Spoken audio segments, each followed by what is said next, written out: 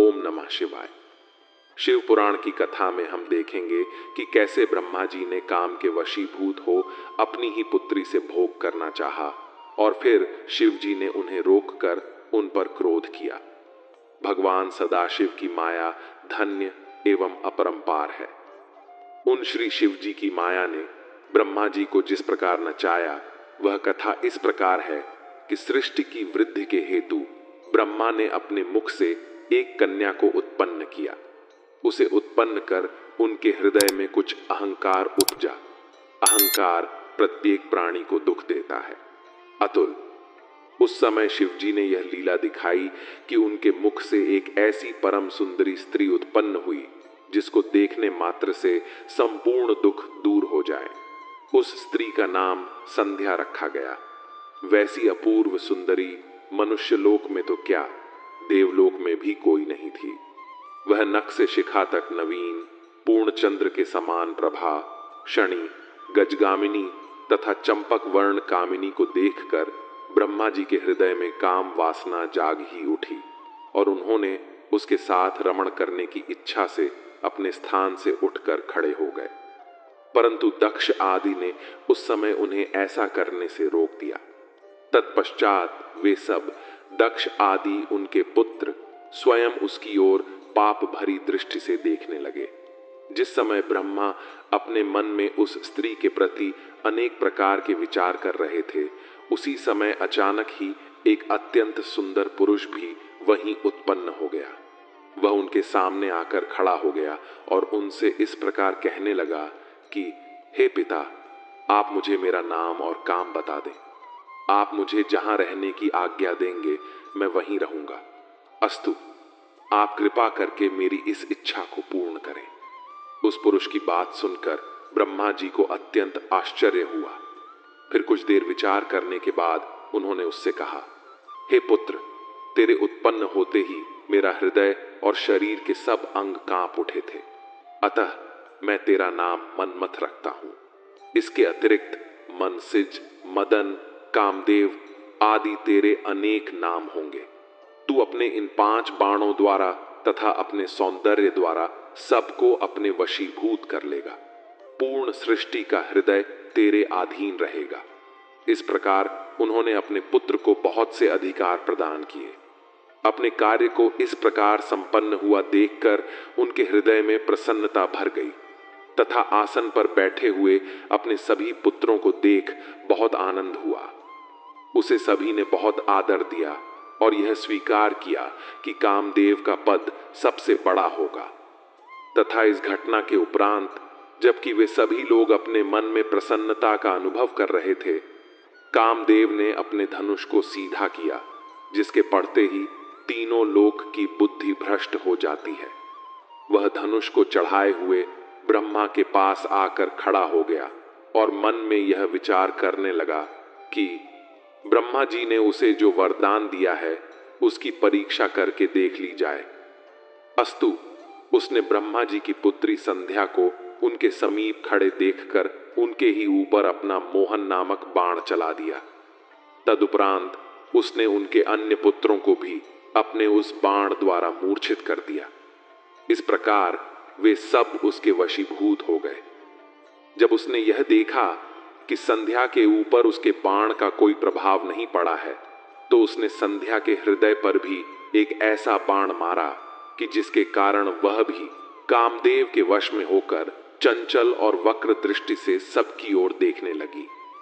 वे सब लोग बुद्धि भ्रष्ट हो जाने के कारण उसे पकड़ने की इच्छा करने लगे, क्योंकि काम के वशीभूत हो जाने के कारण उन्हें किसी प्रकार के कुकर्म तथा पाप का विचार नहीं रहा था। ब्रह्मा जी को इस प्रकार मोहित देखकर धर्म के पुत्र सत्य को बहुत चिंता हुई। वह दोनों हाथ जोड़कर शिव जी के निकट जा पहुंचा और स्तुति प्रणाम करने के उपरांत उन्हें सब हाल कह सुनाया। उसकी प्रार्थना पर उन लोगों को विरुद्ध व्यवहार से बचाने के निमित्त भगवान शिव शीघ्र ही उन लोगों के बीच प्रकट हो गए। उन्हें देखकर ब्रह्मा तथा उनके पुत्र अत्यंत लज्जित हुए और कामदेव भी बहुत लज्जित हुआ। उस समय शिव जी ने ब्रह्मा की ओर क्रोधपूर्ण दृष्टि से देखते हुए कहा, हे ब्राह्मण, तुम ऐसे कुमार्गगामी क्यों हो गए? तुमने श्रेष्ठ बुद्धि को भुलाकर अपनी पुत्री से भोग करना चाहा। तुम वेद पाठी होते हुए भी इस ज्ञान को भुला बैठे और लज्जा त्याग कर अधर्म कार्य की ओर प्रवृत्त हुए। यह उचित नहीं है। हमने संसार में बहुत से पापियों को देखा है, परंतु तीनों लोकों में ऐसा पाप करने वाला कोई नहीं देखा। इस प्रकार शिव जी ने ब्रह्मा की बहुत निंदा की। तत्पश्चात वे उनके पुत्रों की ओर अत्यंत क्रोधपूर्ण दृष्टि से देखते हुए बोले, हे मरीचादि, तुम लोग ऐसे अधीर और कामी क्यों हो गए? तुम सब ब्रह्मा के पुत्र हो और तुमने वेद का अध्ययन किया है, फिर भी तुम इस प्रकार मोहित हुए। इसलिए तुम्हें सहस्रों बार धिक्कार है। भगवान सदाशिव के मुख से निकले हुए इन शब्दों को सुनकर ब्रह्मा तथा उनके पुत्र अत्यंत लज्जित हुए। उस समय सबको ऐसा खेद हुआ कि किसी के मुंह से कोई भी शब्द नहीं निकला। तत्पश्चात ब्रह्मा ने अपनी इंद्रियों एवं वीर्य को मस्तक पर चढ़ाकर संध्या के प्रति जो आसक्ति हृदय में उत्पन्न हुई थी उसका त्याग कर दिया। भगवान सदाशिव के भय से ब्रह्मा पाप कर्म में प्रवृत्त होने से बच गए और उनके पुत्र भी उस निंदनीय कर्म से विमुख हो गए। उस समय भय के कारण ब्रह्मा जी के शरीर से जो पसीना टपका, उससे 64 योगिनियां उत्पन्न हुई, जो तपस्या के अतिरिक्त अन्य कोई कार्य नहीं करती हैं।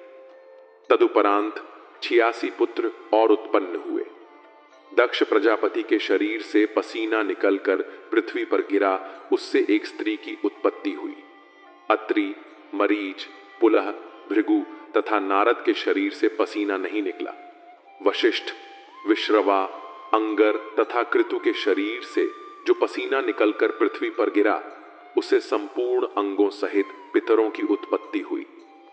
जो सबसे प्रतिष्ठा प्राप्त करने योग्य एवं प्रसन्नता प्राप्त कराने वाले हैं, उन्हें उसी समय वेद और धर्मशास्त्रों का ज्ञान हो गया। वे सब परम धार्मिक, धर्म का उपदेश करने वाले एवं संपूर्ण कार्यों को करने की क्षमता रखने वाले थे। कृतु से सोमपा, वशिष्ठ से अहिर, बुधन पुलस्त्य से आजय तथा अंगर से बर्षद हुए। इस प्रकार पितर 4 प्रकार के हैं, पर वे 6 प्रकार के प्रसिद्ध हैं। तत्पश्चात ब्रह्मा जी की आज्ञा से संध्या ने उन पितरों द्वारा गर्भ धारण किया। इस प्रकार ब्रह्मा के धर्म की रक्षा करके भगवान सदाशिव अंतर्धान हो गए। उनके चले जाने के पश्चात ब्रह्मा अत्यंत क्रोधपूर्वक कामदेव की ओर देख उसे शाप देने की इच्छा प्रकट की। उस समय उनके सब पुत्रों ने उन्हें बहुत समझाया, परंतु उन्होंने माया के वशीभूत होकर उनकी बातों पर कोई ध्यान नहीं दिया। उस समय उन्होंने कामदेव से कहा, अरे मूर्ख, तूने यह क्या दुखदाई काम किया जो मेरे हृदय को ऐसा घोर पाप कर्म करने की ओर प्रवृत्त कर दिया। तूने अपने पिता की यह खूब सेवा की, अस्तु तूने जैसा काम किया है वैसा ही अब तू फल भी प्राप्त करेगा। तेरे कारण शिव जी ने मेरी अत्यंत निंदा की है, अतः मैं तुझे यह शाप देता हूं कि तू जलकर भस्म हो जाए। भगवान सदाशिव के नेत्रों की अग्नि में पड़कर तुझे अपना शरीर त्याग देना पड़े और तेरी उस दशा को देखकर मेरा हृदय शीतल हो। इस शाप को सुनकर कामदेव अत्यंत भयभीत हो थर थर कांपने लगा और इस प्रकार कहने लगा, हे पिता, आप संसार को उत्पन्न करने वाले तथा न्याय और अन्याय की स्थापना करने वाले हैं। मैंने आपका कोई अपराध नहीं किया है, फिर भी आपने मुझे यह शाप क्यों दे डाला? मैंने तो आपकी आज्ञा की केवल परीक्षा ही ली थी। मेरे भाग्य से आपने मेरे लिए अब जो नई आज्ञा दी है वह तो अवश्य पूरी होगी ही, परंतु आप कृपा करके मुझे ऐसा वरदान भी दीजिए जिससे मैं शिव जी की नेत्र ज्वाला में भस्म होने के उपरांत पुनः उत्पन्न हो सकूं। इस प्रकार कृपा करके मेरा दुख नष्ट कर दीजिए। कामदेव की यह प्रार्थना सुनकर ब्रह्मा को अत्यंत प्रसन्नता हुई। तब उन्होंने कहा, हे कामदेव, मैंने तेरे संबंध में जो कुछ कहा है वह तो निश्चित रूप से होगा ही, परंतु अब मैं तुझे यह वरदान देता हूं कि तुझे भस्म करने के उपरांत कुछ दिनों बाद जब शिव जी अपना विलय करेंगे, उस समय तुझे यही शरीर पुनः प्राप्त हो जाएगा और शिव जी तेरे सहायक हो उठेंगे। इस बात को सुनकर सभा में फिर से नवीन आनंद भर गया, परंतु ब्रह्मा जी ने शिव जी की माया के अधीन होकर तथा अहंकार के वशीभूत होकर शिव जी के प्रति मन में वैर ला लिया।